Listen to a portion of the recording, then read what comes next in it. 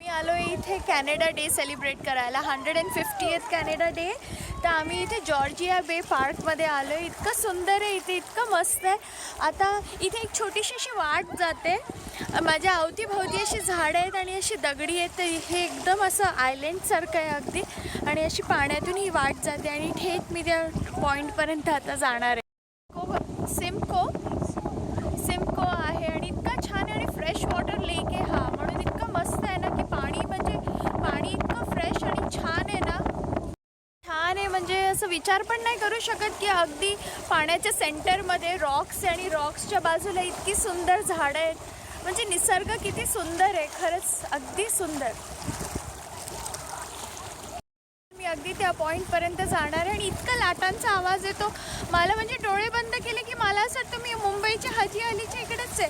हाजी अलीच्या वेळेस दगडी आहेत तिकडे थोडीशी, पण मला आठवतं की महालक्ष्मीला जेव्हा आपण जातो, महालक्ष्मीच्या बॅकच्या साईडला असंच सेम, मंदिराच्या मागच्या साईडला सेम असंच आहे की दगडातून असं जातो आणि पाणी, आणि इतकं मस्त वाटतं. पावसाळ्यात मला आठवत नाही ते ओपन असतं की नाही, पण मी सहसा पावसाळ्यात नाही गेली आहे, म्हणून मग ते खूप आनंद वाटायचा तिकडे अगदी पाण्याजवळ जायला. आणि डोळे बंद केले की ते पाण्याचा आवाज बघा ना, आता मला अगदी म्हणजे एका क्षणात मला तेच आठवलं. अगदी मला हाजी अली आणि महालक्ष्मीच डोळ्यासमोर आलं. म्हणजे किती आनंद वाटतो अगदी.